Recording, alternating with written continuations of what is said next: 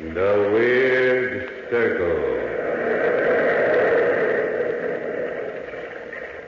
In this cave, by the restless sea, we are met to call from out the past stories strange and weird. Bellkeeper, toll the bell, so all may know we are gathered again in the Weird Circle.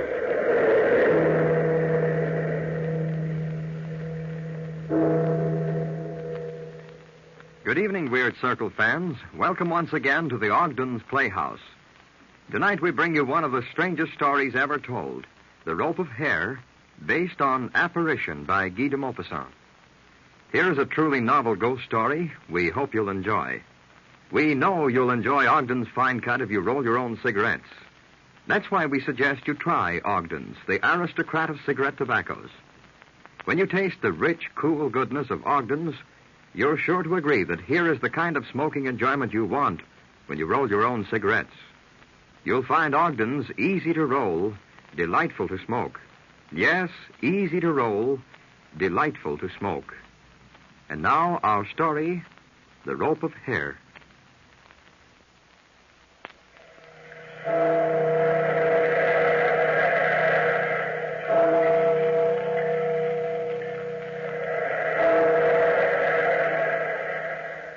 Out of the past, phantoms of a world gone by, speak again the immortal tale, The Rope of Hair.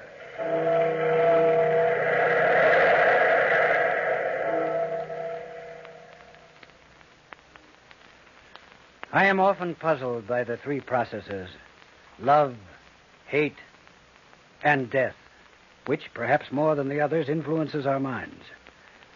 I have learned but little more of them in my life. Perhaps the words and secrets of the three were in the diary in the old chateau. I have never known that. But I have learned fear. I have become afraid of the night. It was long ago when I was in garrison at Rouen.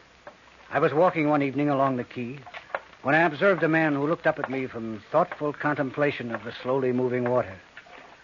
I hesitated, surprised at some recognition in his eyes. Victor. Yes? Victor, don't you know me? Why, Jacques. Can it be you, Jacques Lafontaine? Yes, Victor, of course. Well, Jacques, I can't believe it's really you. Then even my oldest friend doesn't know me. But it's been so long, Jacques, so long since our last meeting. It's 5 years since Jean d'Arc's ball. It's changed me then. Well, at first I didn't recognize you, but in 5 years... In 5 years, most people don't grow gray and stoop, do they, Victor? It depends. Say it, man. Go ahead and say it. You think I've let myself go. You even think I was ready to jump off the quay. Well, were you? You've always been like that, Victor. Calm and easy. But no. In fact, unbelievable as it may seem, I was wondering where you were. You must have known I was stationed here. Yes, everyone knows where the distinguished captain, the Marquis de la Tour Samuel, can be found. But, you see, Victor, I hated the thought of coming to you like this. But as officers, we must soon have had business together anyway. Then you haven't even heard that... Heard what? That I had resigned my commission, left the glory of our country in the hands of the dashing... You had a fine career ahead of you. Your position, your influence, they pointed to everything ahead. And now perhaps everything is behind. Is that it, Victor? Oh, life is never as bitter as that. For men as young as we, a great deal lies ahead. For a man who has written his own destiny in one moment? No. What's happened, Jacques? Can't you tell me? Perhaps supper, a little entertainment. The city will be lively tonight. It'll do you good to forget your trouble. Thank you, Victor, but we've been walking toward my rooming house. I hoped you might dine with me. We can talk quietly there. Because we're old friends, yes. For anyone else, though, well, the evening is young and there are other things to do in the city. Just this one evening. Can't you, Victor? If that's what you want, Jacques, my time is yours. Good. Here. This is the place here. This? I know it's not a good section of the city. The place is run down, but it's comfortable. And with your soldiers quartered here, it was hard to find any place to stay at all.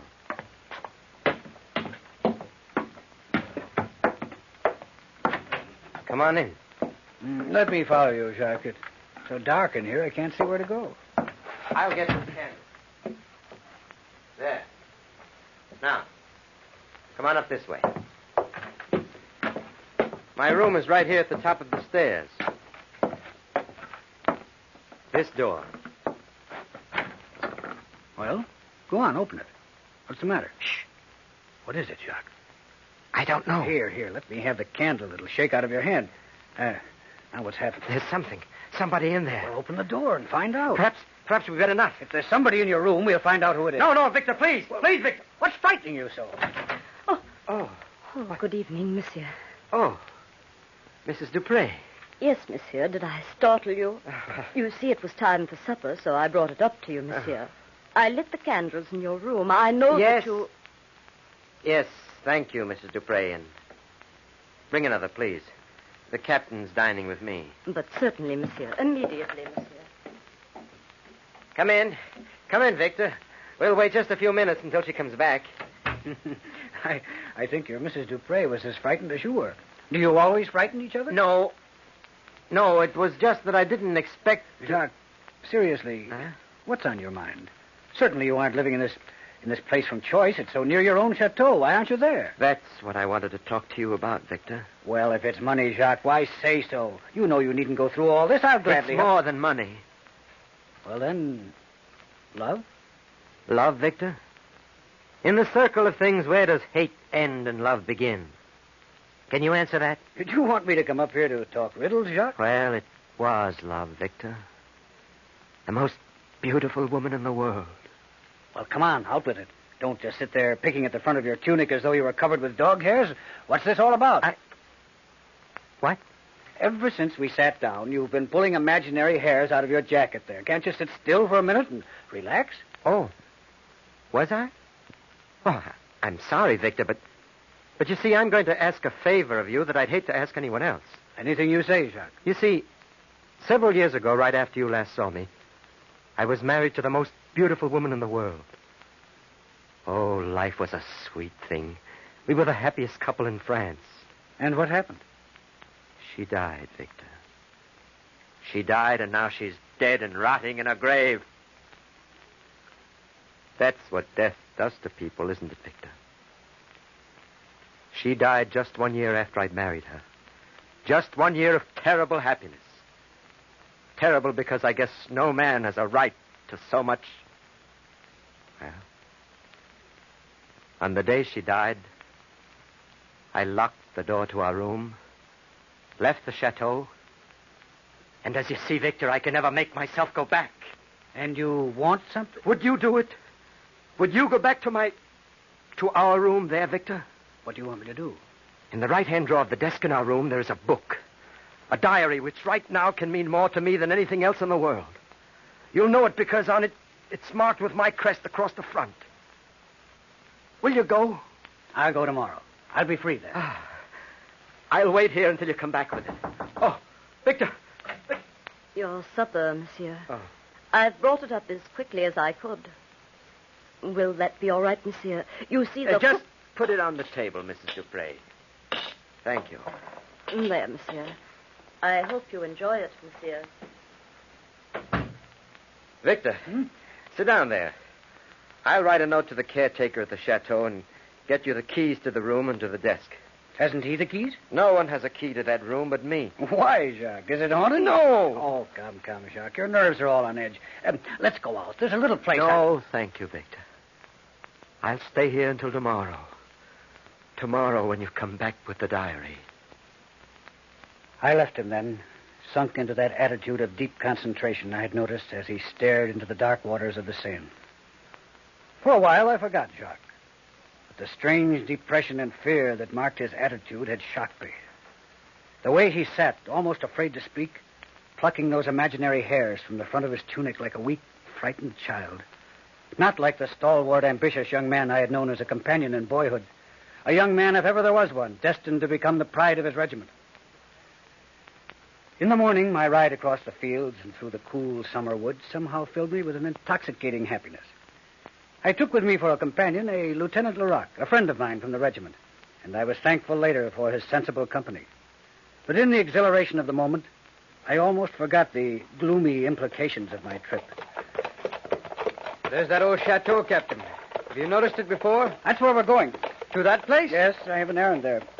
You know the place, then? Well, I've passed by it several times. Never stopped. I thought it was deserted until the other day when I saw an old man standing by the gate. Caretaker, isn't he? I guess so.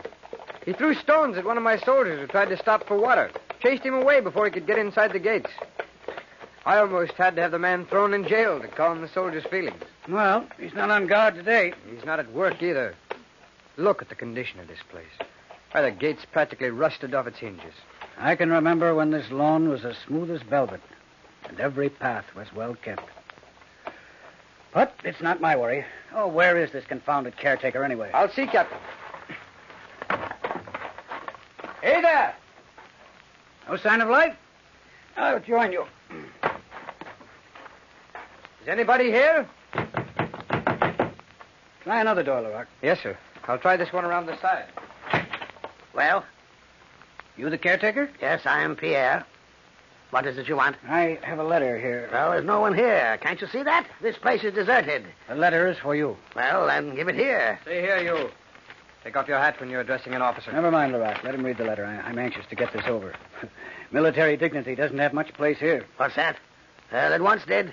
This was the proudest house in Normandy. Never mind, Pierre. Read the letter. Well, I have read it. Well? Well, what do you want? You ought to know. Your master's orders are there. I want to enter the chateau. Are you going into his room? Are you trying to put me through an examination? But, well, I'll go and see if it is prepared, if it is all right. That won't be necessary. But it has not been entered since the death. I'd better see you. But you see, Pierre, I have the key, and you have not. Now step back. Let us go through. Yes, Captain. Right through my kitchen there. That door enters the main hall. Come on, Ross. Coming, sir. This door, Pierre? Yes, Captain. Through there and up the stairs. Oh, look, Captain. Look at the size of this hall. Yes, Lerock. And look at the dust. Must be half an inch thick on that table. You know, it must have been magnificent here once. I knew it well when it was. Here, the stairs are over here. Let's go up. Somehow I don't like the place so much now. Oh. The old man has shut the door down there. I don't think he likes us very much. We're just invading his privacy, that's all. Anybody'd be strange stuck in this place. Well, I certainly wouldn't like it. This is the door, I think. Why, the air hasn't been changed in here for years. What's that? Smells like a tomb. It's dark enough to be one. I'll open that shutter over there. Oh, it's stuck, Captain. Never mind. My eyes are getting used to the dim light now, anyway. Yes, so are mine now. Look at this room. Somebody must have had a fight in here. The furniture's all out of place. Stop imagining things, Lerock. I don't like this at all. Let's not add anything to this by digging into a man's private past. Captain, didn't you say you had the only key to this room? Yes, I have. Why? Look at the bed. Why, the pillow's still pressed down. Somebody's been lying on it. And lying very still. Look there. You can almost see the form of the body pressed into the covers. Almost like a corpse.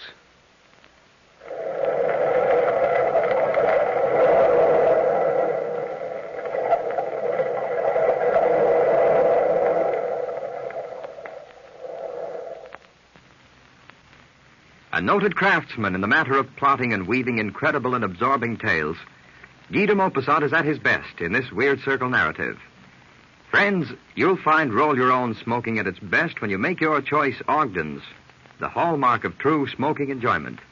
When you visit your tobacconist, ask for the handy green package labeled Ogden's, O-G-D-E-N''S, Ogden's, and follow the lead of satisfied smokers everywhere who, making Ogden's their watchword, have gained regular smoking satisfaction from a cigarette tobacco whose quality, smoothness, and all-round goodness have long been established. The name Ogden's is famous with smokers from coast to coast. Make Ogden's your watchword for good roll-your-own smoking and treat yourself to the best. you'll find Ogden's easy to roll, delightful to smoke. Yes, easy to roll, delightful to smoke.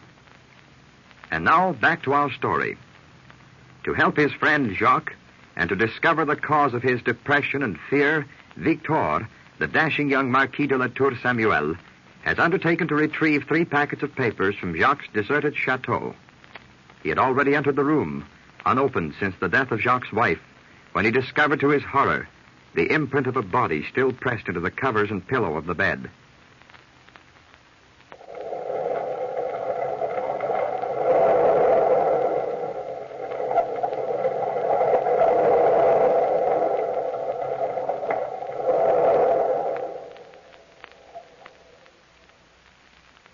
Almost like a corpse. Yes, it was almost as though a corpse had lain there. But all at once, the ridiculous aspect of the situation brought me back to my senses. Leroc? Yes, Captain. You'd better go stand guard outside the door so that our real menace, the caretaker, doesn't come up and interrupt us. I'll get the diary I'm after, and we'll get out of here. Very well, Captain. I'll shut the door so you won't be disturbed. I was trying to sound brave. There are times when the uniform of a captain forces courage. But I did feel better with Leroc guarding the door. A draft from the still-shuttered window was beginning to freshen the atmosphere. I opened the drawer of the desk and began fumbling among the litter of papers there. I found the diary, just as Jacques said I would, in a plain packet with his crest on the face of it, a crest that had been the bravest in France. The breeze from the window stirred the hangings behind me, but engrossed as I was in finding the diary, I paid but little attention to the stirring in the room. Yes. There it is. You have really come for it. But you are not Jacques. I shall try to remember. He should have come, not you. No, you are not Jacques. But you will do as well. For endless time, I say, we faced each other there. But only for a moment, really. The woman seated herself in a chair. Her white garment made no sound as she put her hand to her head. She tried to stroke the long black hair that hung almost to the floor.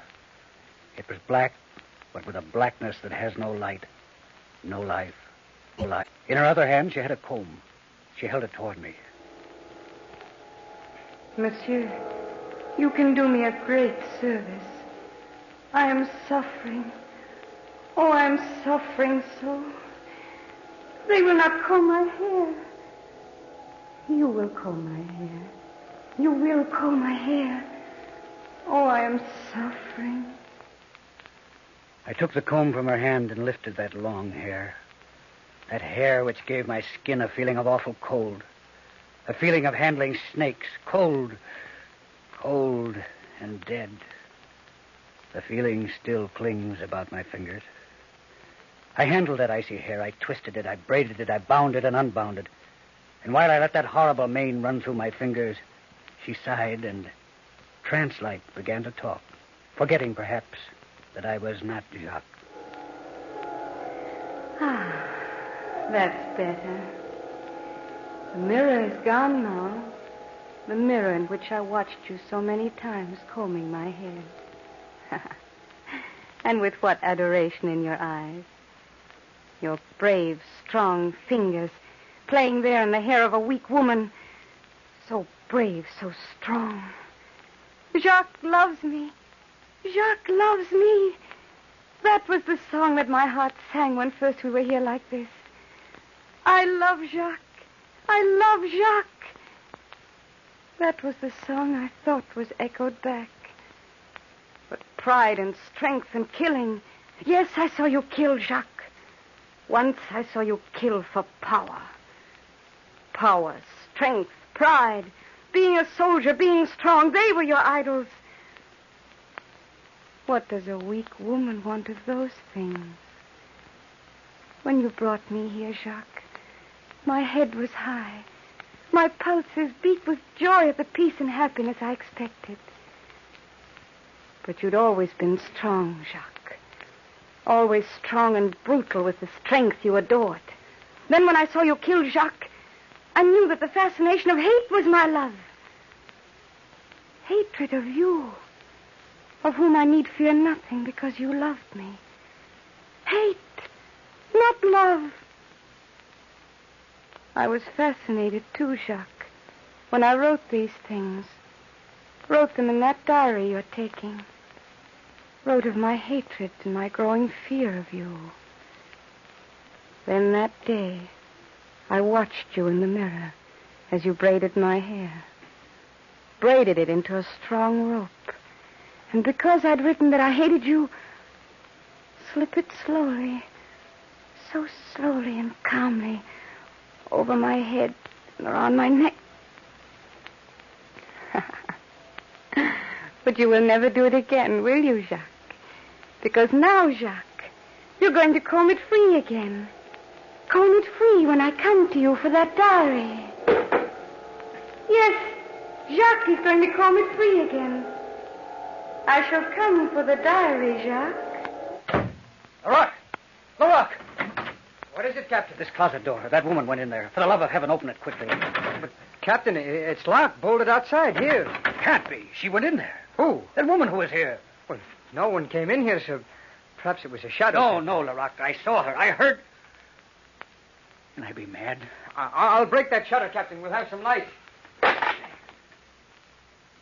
the closet door was bolted. In the light that flooded the room, I began to feel foolish. There was no sign, no indication, except for an overturned chair, that I had not been alone the whole time.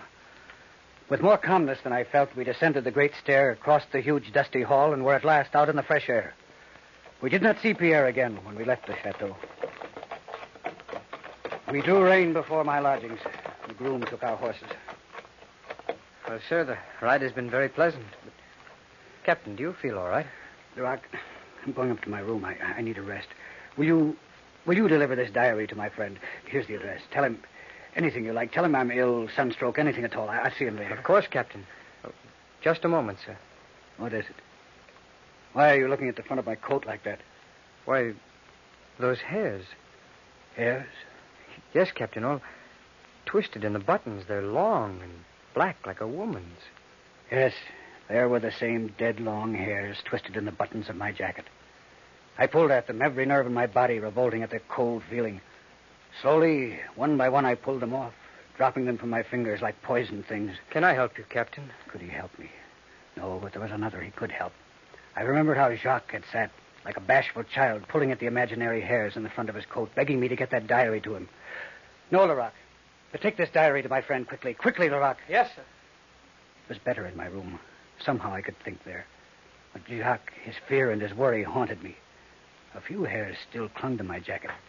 Absently, I pulled them out and dropped them from the window, every nerve in my body revolting at their cold feeling. Then, with a sudden resolve, I went into the street again and headed toward Jacques' lodgings. I knew that I had to talk to him about what had happened. I hurried across the city. Lerock came toward me a few steps from Jacques' house. Captain. Have you delivered the diary already, Lerock? I left it in his room, Captain. The gentleman wasn't at home. Not there. He promised to wait until I got back. The room was empty.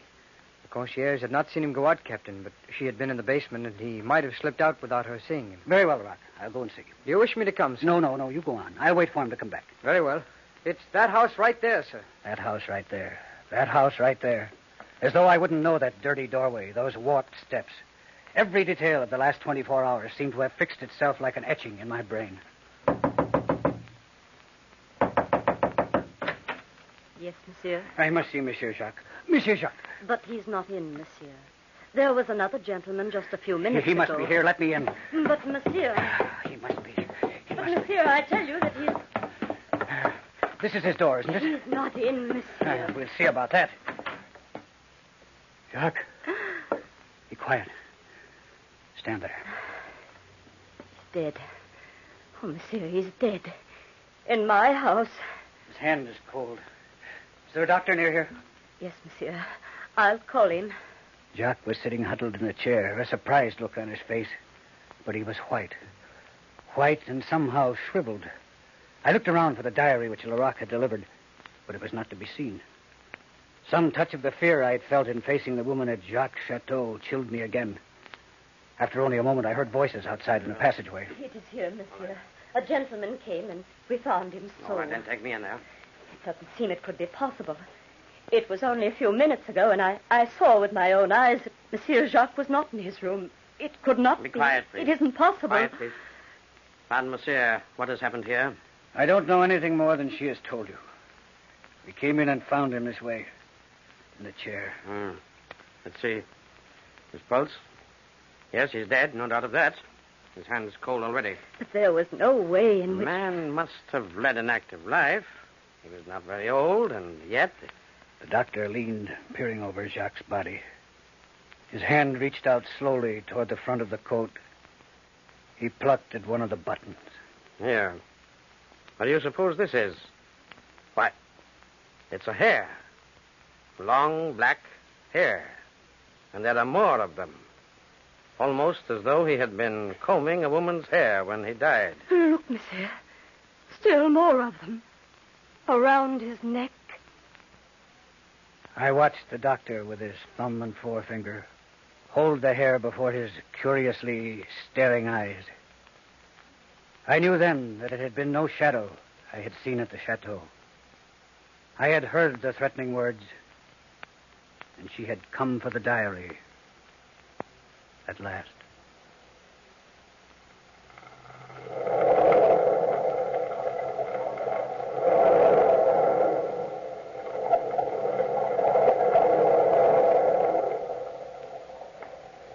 From the time-worn pages of the past, we have brought you the story, The Rope of Hair. Bellkeeper, toll the bell.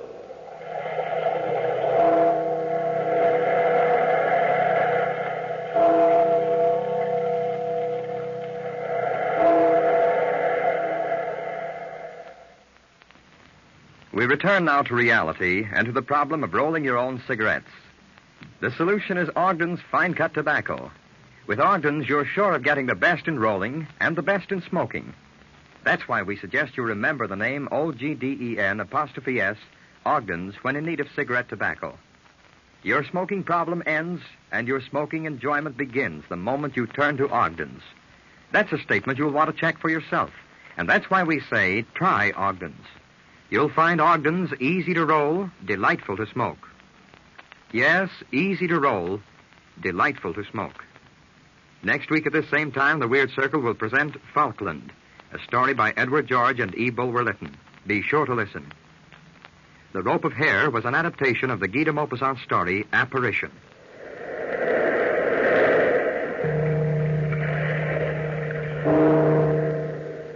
Attention, pipe smokers. For a smooth, fragrant smoke, try Ogden's Cut Plug.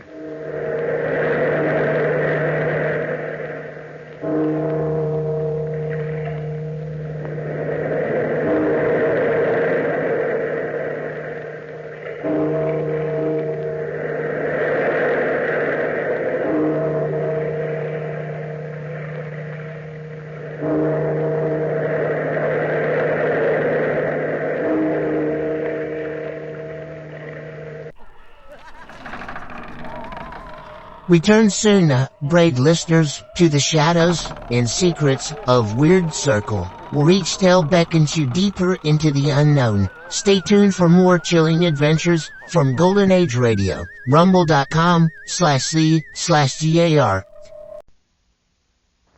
Who are the outstanding writers of weird and uncanny stories? Poe, de Maupassant, Bulwer-Lytton, Wilkie Collins. Where can I hear these stories? Listen to the Weird Circle.